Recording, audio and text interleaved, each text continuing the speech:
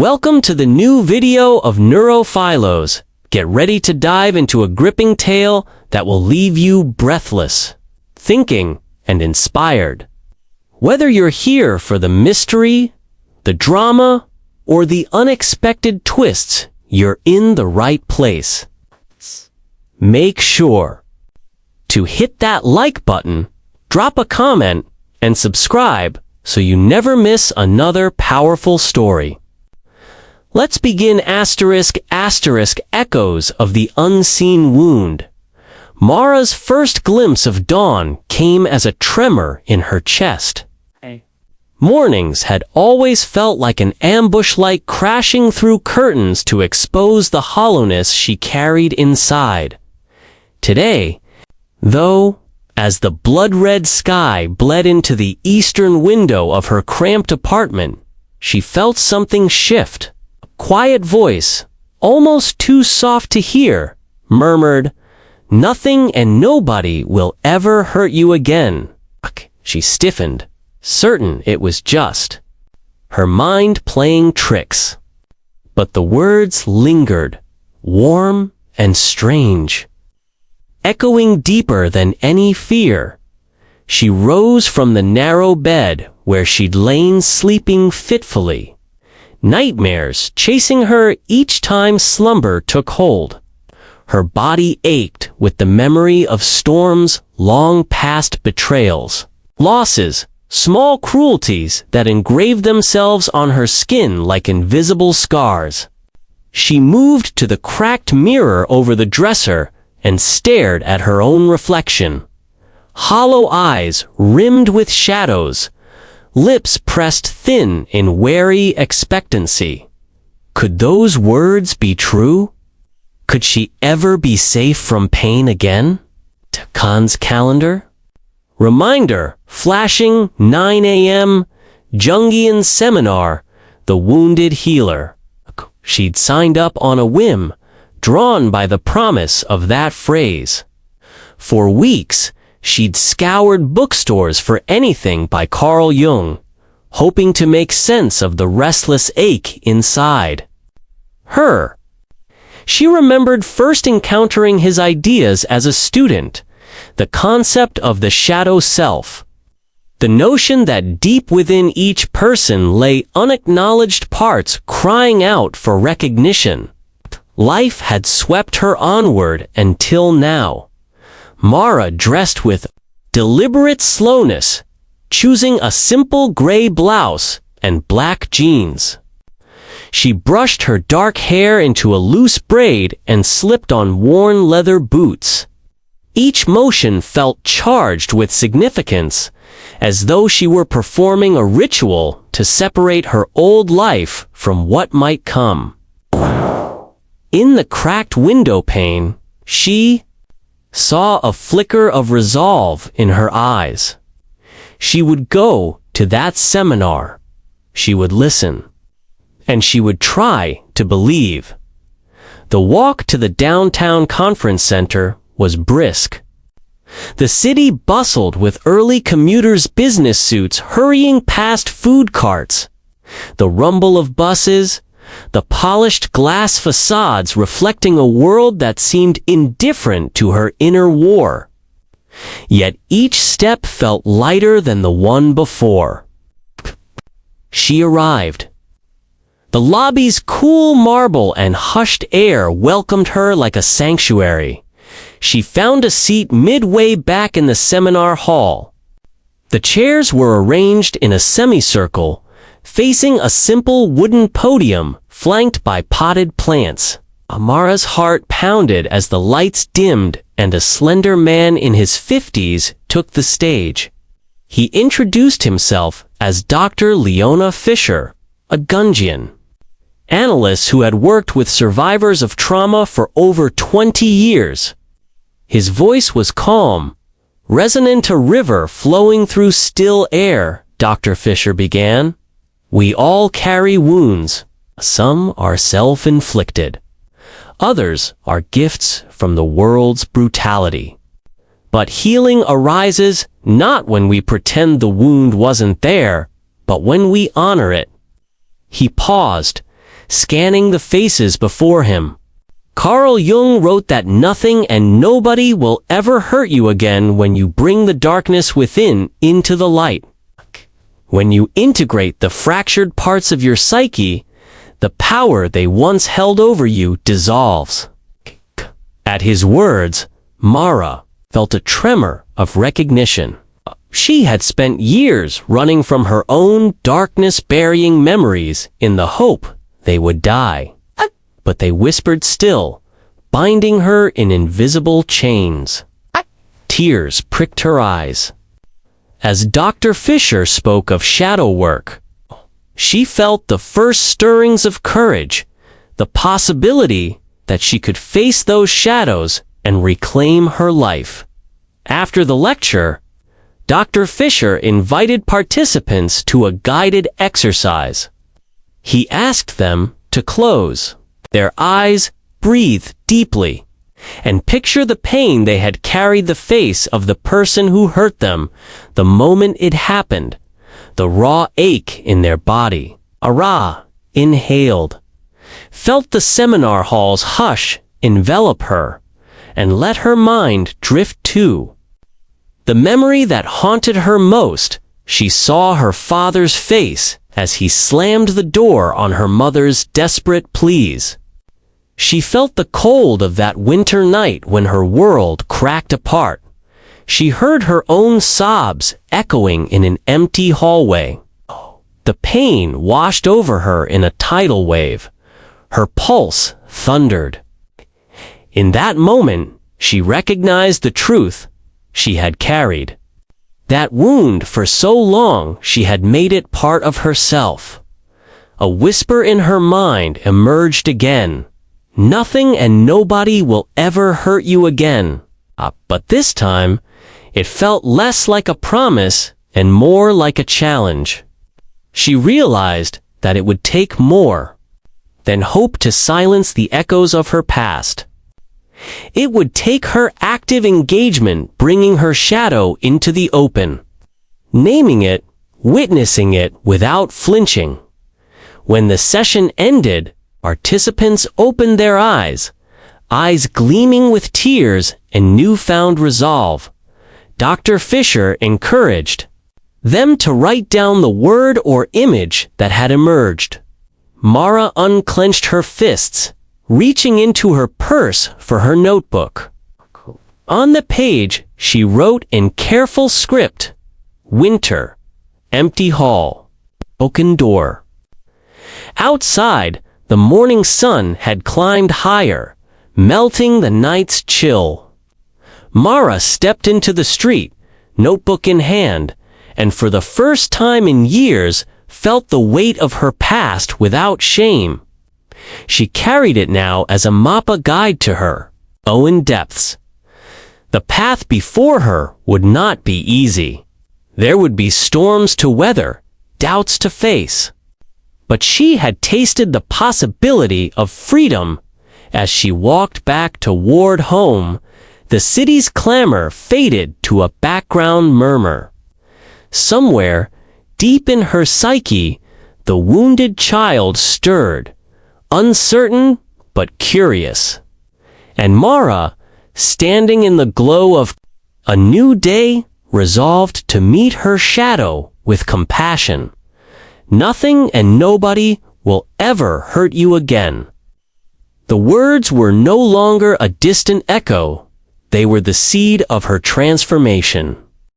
Meeting your shadow, Mara awoke to the rhythmic tapping of raindrops against her apartment window. The soft percussion heralding a dawn of introspection.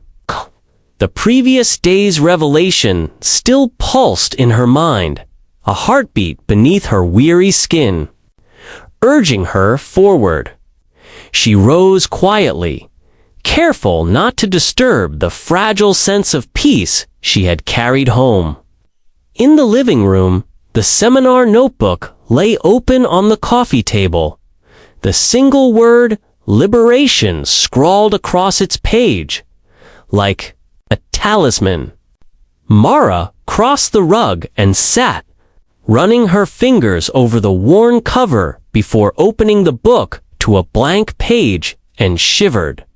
She paused, inhaling the faint scent of ink and paper, then wrote at the top in deliberate strokes, Chapter 2, beneath. She jotted the date and the time, 7:12 a.m. This ritual grounded her, curring scattered thoughts in the present moment rather than the endless tide of memories. Her pen hovered above the page before she began, Today, I meet my shadow. Outside, the rain intensified, creating a hush that cocooned the apartment. Mara brewed a pot of chamomile tea, the steam spiraling in lazy tendrils before dissipating into the cool morning air. She cradled the warm mug between her palms, closing her eyes to savor its gentle heat. The tea's herbal notes soothed her frayed nerves, offering a fleeting respite from the ache that still lingered. Each sip felt like a small victory, a promise that she could nurture herself rather than retreat. At 9 o'clock, Mara arrived at Dr. Fisher's office for her first one-on-one session. The waiting room was modest, gray walls, an armchair, and a floor lamp casting pools of light that chased away shadows. She took a seat, folding her legs beneath her and clutching the notebook tightly. Minutes passed in hushed anticipation until a soft voice called her name. Dr. Fisher's consulting room was warm and inviting, lined with shelves of leather-bound volumes and punctuated by potted ferns. A window overlooked a quiet courtyard streaked with rain. He gestured to a chair opposite his desk. Mara settled into it, placing her notebook on her lap like a shield.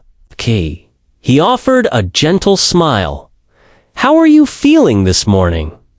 Mara stirred the tea, staining her cup before answering, cautious. I know there's work to do.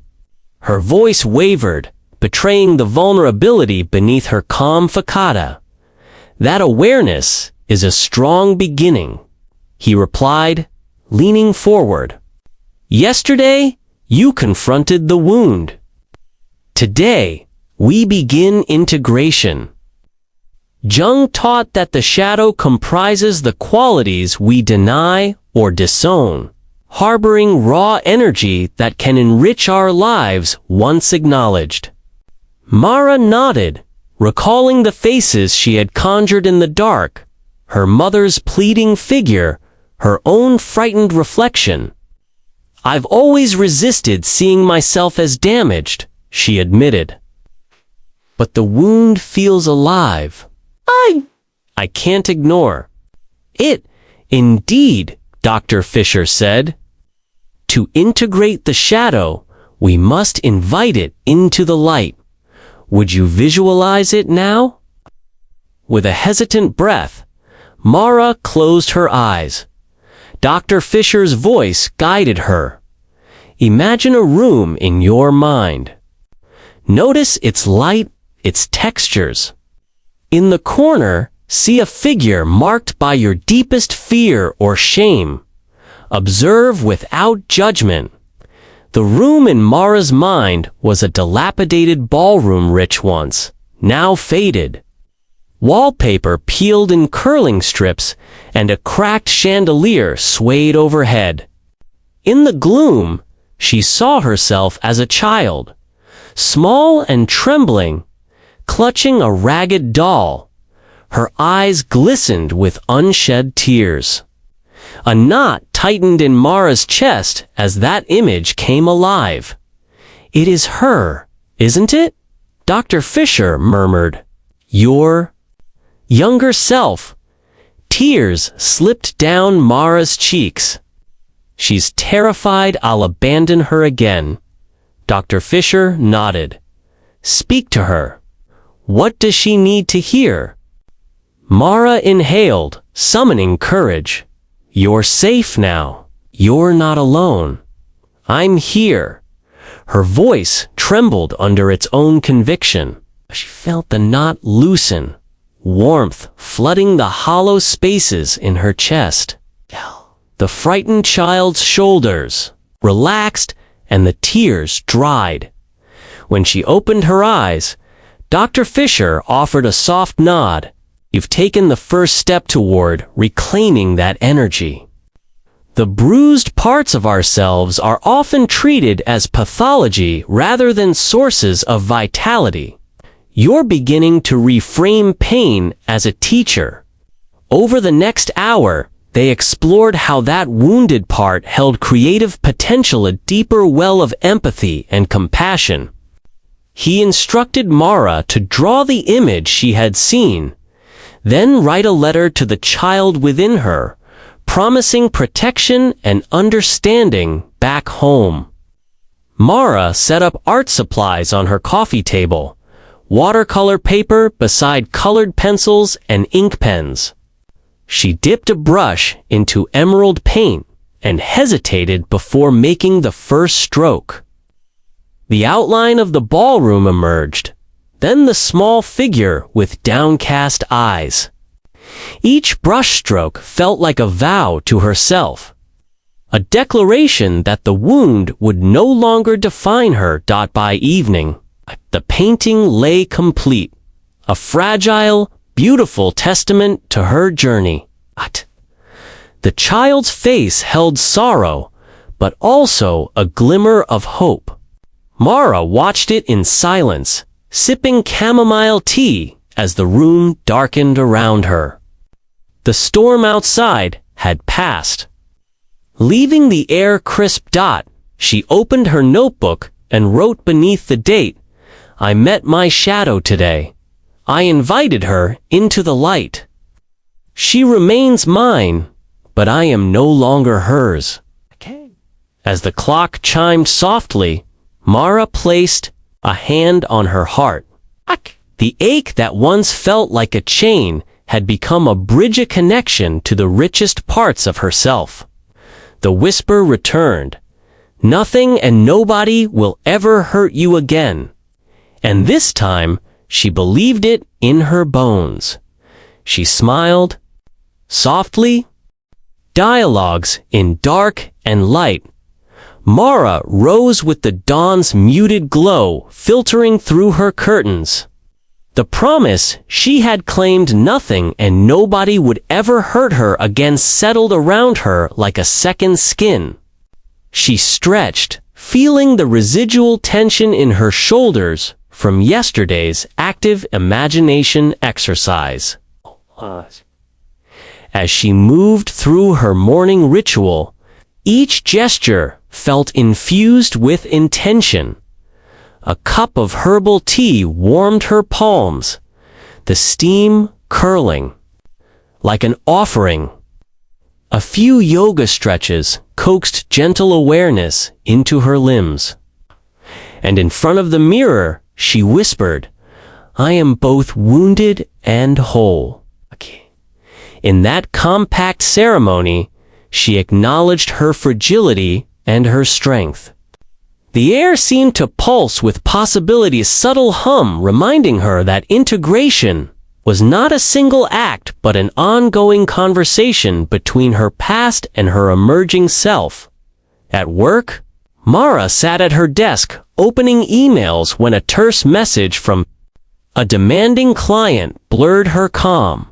A hot rush of anger flared in her chest, the familiar urge to lash out whispering in her ear. She paused, recalling Dr. Fisher's guidance. Name the impulse before you act.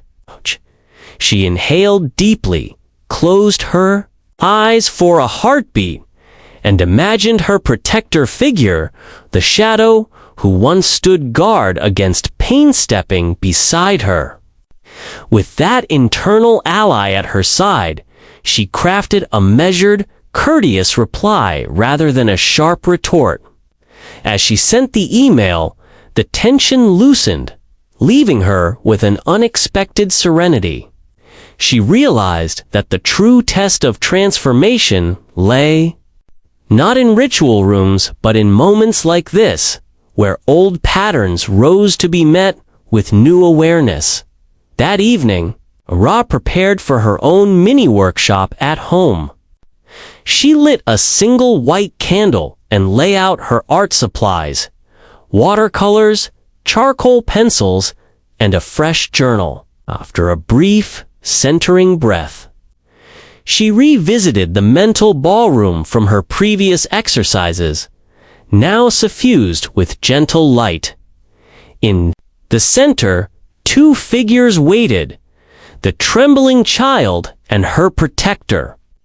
This time, Mara invited a third presence, her inner critic, the shadow cast by self-doubt and shame. In her mind's eye, she asked each to speak. The child trembled but found her voice first. "I just want to feel safe." The protector rasped, "I held anger to keep you from harm." The critic breathed coldly, "I remind you of your failures so you won't repeat them." Mara welcomed each message onto the page of her journal. With watercolor, she painted the child in soft pastels, the protector in muted grays, and the critic in deep indigo. As she sketched, she conversed silently. "Thank you for protecting me," she told the protector. "I care for you," she whispered to the child. Achoo. To the critics she offered kindness. "Your warnings serve purpose, but I choose my own counsel now." Tears blurred the pigments on the page, but she leaned in, tracing the lines with a gentle finger, honoring each part. In that creative communion, the once opposing voices began to find harmony.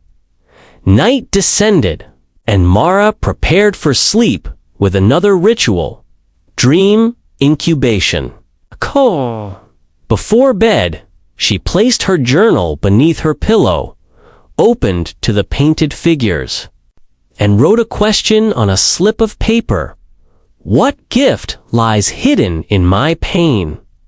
She folded it and whispered the phrase into the darkness, imagining it drifting through her subconscious like a quiet plea. Her eyelids grew heavy, and she surrendered to sleep with a sense of anticipation rather than dread a new sensation that felt like hope. In her dream, Mara found herself standing at the threshold of a vast underground library. Endless shelves, cradled books bound in cracked leather, their titles glowing with luminescent script. At her feet lay the three figures: the child, the protector, the critic. They watched her as she approached the first shelf and lifted a volume titled Resilience. Opening it, she felt warmth spilling into her heart. Turning pages, she discovered stories of those who had faced darkness and emerged with compassion. The child smiled. The protector straightened its posture. The critic softened its gaze. Mara reached out and touched the book's inked words. Feeling their truth anchor her spirit, she awoke before her alarm, the early light muted and comforting. Her body hummed with the memory of the dream's revelation. Carefully, she retrieved the slip from beneath her pillow. The words inscribed there had changed. Compassion. A slow smile curved her lips. Mara lay still, letting the single word resonate deep within. In the silence, she recognized that compassion was the gift hidden in her pain, compassion for herself and for every part of her inner world. As the morning air cooled her skin, Mara rose and opened her journal to record the dream and its message.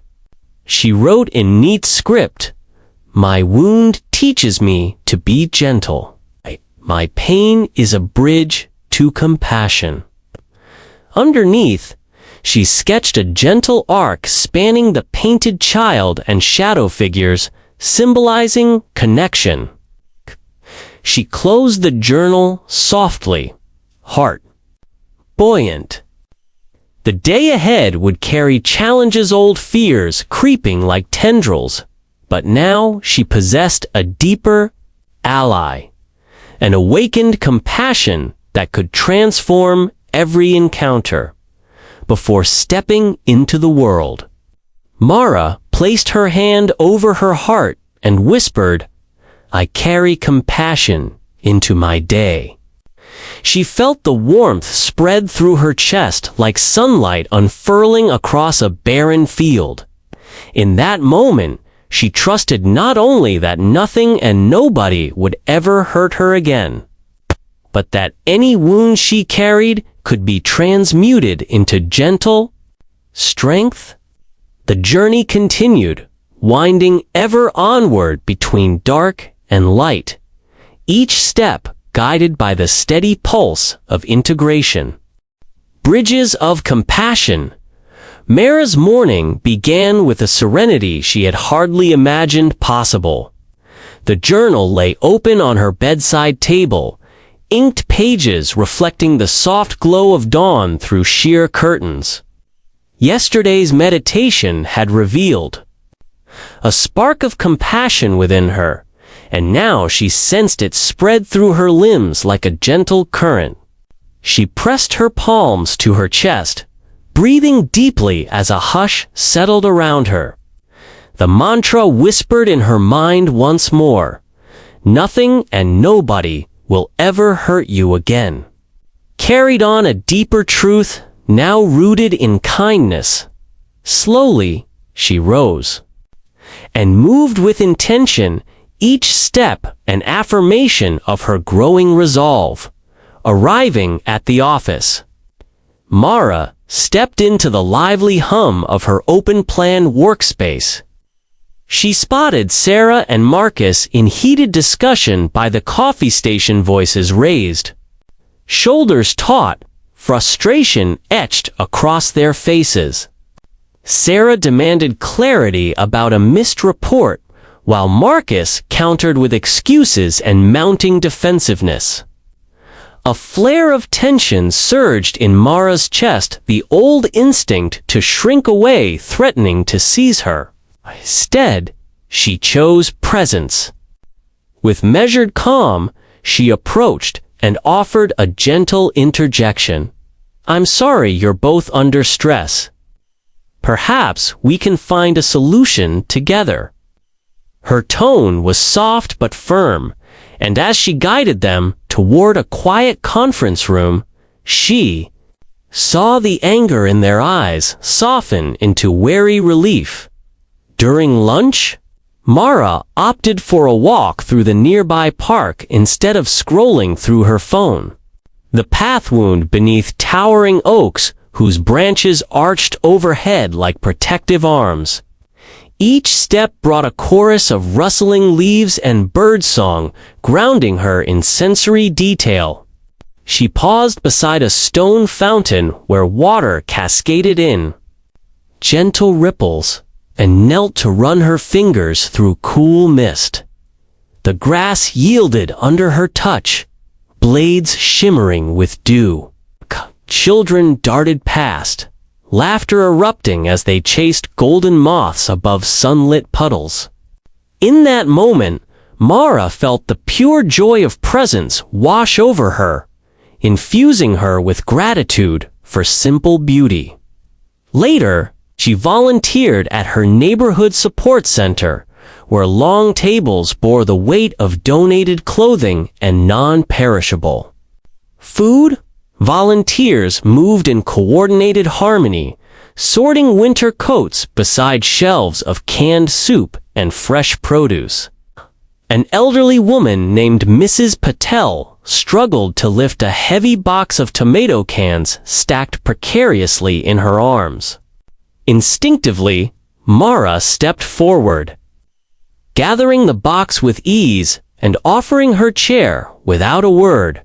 Mrs. Patel's grateful smile warmed Mara's heart.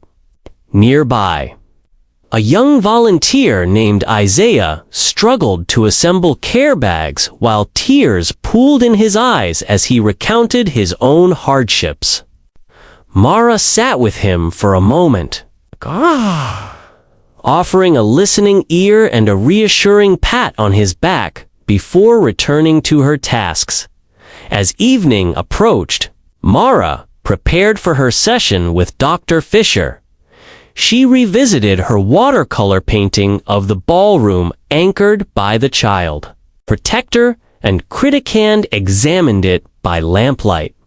Faded edges bore witness to her repeated study. Using a colored pencil, she added a halo of soft light above the figures, symbolizing unity. At the analyst's office, the scent of aged leather and peppermint tea greeted her. Dr. Fisher invited her into the consultation room and gestured to a plush armchair. "Tell me about the bridges you built today," he prompted. Pen poised above his notebook, Mara described her interventions at work, where she transformed conflict into collaboration, and her mindful walk through nature's embrace. She recounted the connections forged at the community center, how compassion had guided her hands and heart. Dr. Fisher listened attentively, nodding. Then he held up her painting. "Imagine these figures drawn together," he instructed. "See them linking arms in a circle of acceptance and mutual respect." She closed her eyes and envisioned the ballroom aglow with lanterns, its walls echoing distant laughter. In that envisioned space, the child smiled at the protector, and the critic bowed its head in newfound respect. When she opened her eyes, a warmth spread through her chest, dissolving the last vestiges of buckling fear. Dr. Fisher encouraged her to write a letter uniting these aspects of herself. Mara poured her pen across the page. "To my wounded child, my vigilant protector, my careful critic, I honor every part of you. Together we stand as one, fortified by compassion and clarity. I carry you into each moment with courage and open heart." She folded the page, sealing it like a pact, and slipped it into her journal beneath the word unity, written in bold strokes. Back at home, Mara lit a single white candle and placed her journal beside it. The warm glow illuminated her letter as she read it aloud, voice steady and infused with sincerity. Shadows flickered on the walls, silent spectators to her vow. The lavender sachet she kept from yesterday released its soothing fragrance into the air. With each sentence, she felt her spirit settle into a profound equilibrium. By the time she whispered the mantra once more, "Nothing and nobody will ever hurt you again," it resonated as her own truth, not a borrowed promise. Before sleep, Mara scribbled one final entry in her journal. "Tonight, I rest in unity. Tomorrow, I will walk through my day as my own ally, guided by compassion." She placed the journal on her nightstand, candlelight dancing over its leather cover. As she climbed into bed, she felt the steady rhythm of her breath matched by an inner calm. The bridges she had woven between darkness and light formed a steadfast foundation beneath her heart. She closed her eyes and surrendered, ready for the final chapter of her journey toward wholeness. With one thought lingering in her mind. Question for her, dreams Mara whispered. What will I learn in my dreams? She tucked the note beneath her pillow beside the letter. The candle's glow faded, leaving the room in darkness. Sleep claimed her. She welcomed dreams with curiosity, trusting that compassion would guide her through the night. She smiled softly at the promise within. Radiant integration. Morning light filtered through Mara's curtains, painting her walls in gold.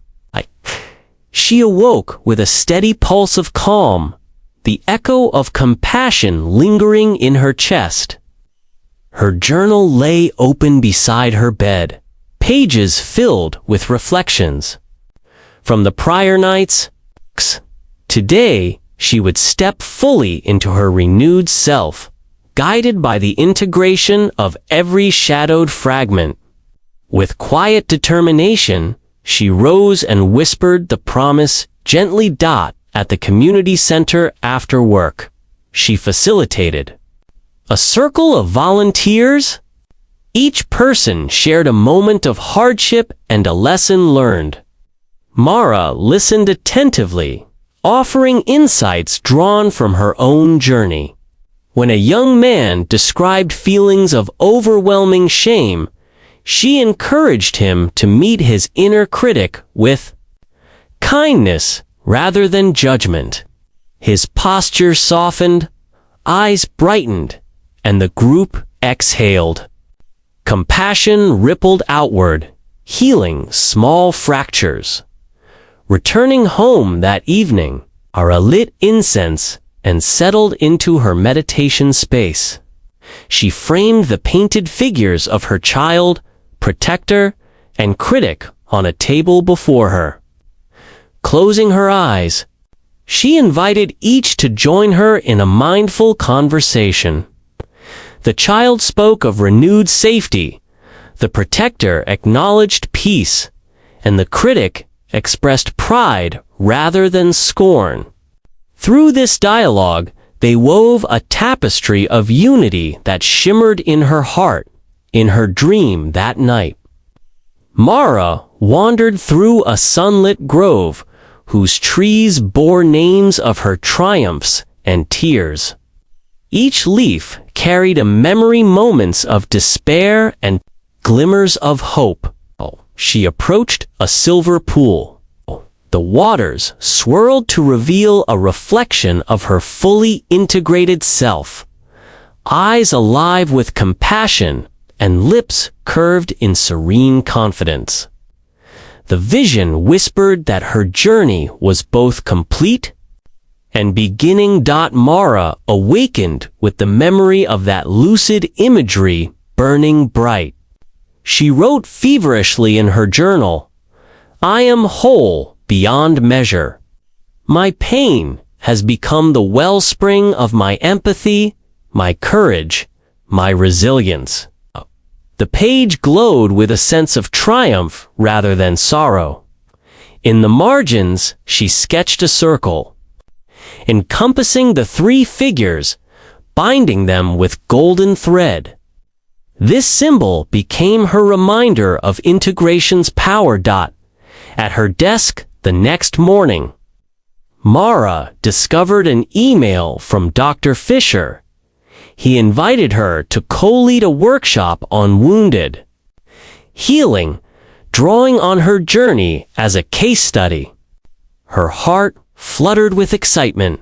Accepting meant standing before strangers, but it also represented the culmination of her transformation. She typed a reply, expressing gratitude and readiness. With this step, she would shift from student to guide, embodying her own wisdom. The workshop hall was infused with energy when Mara arrived.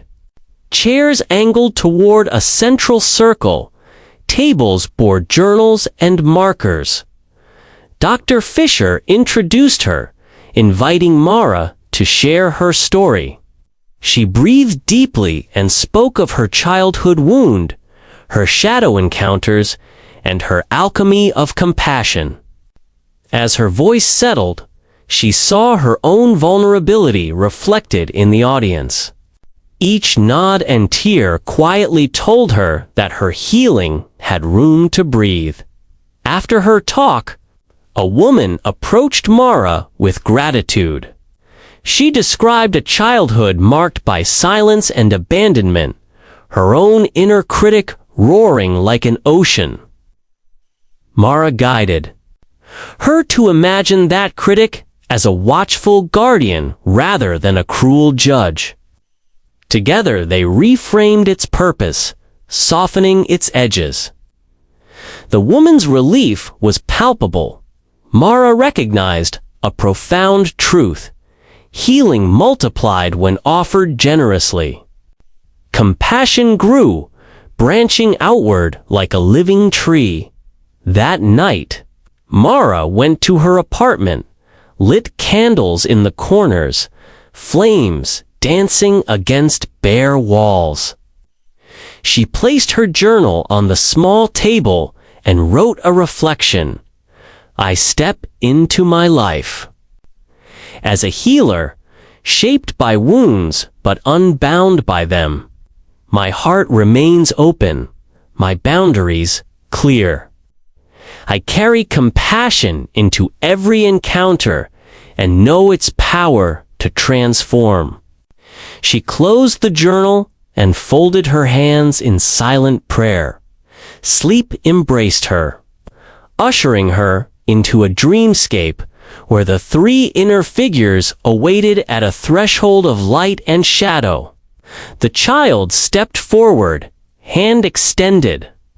The protector knelt beside, offering strength. The critic bowed its head in respect.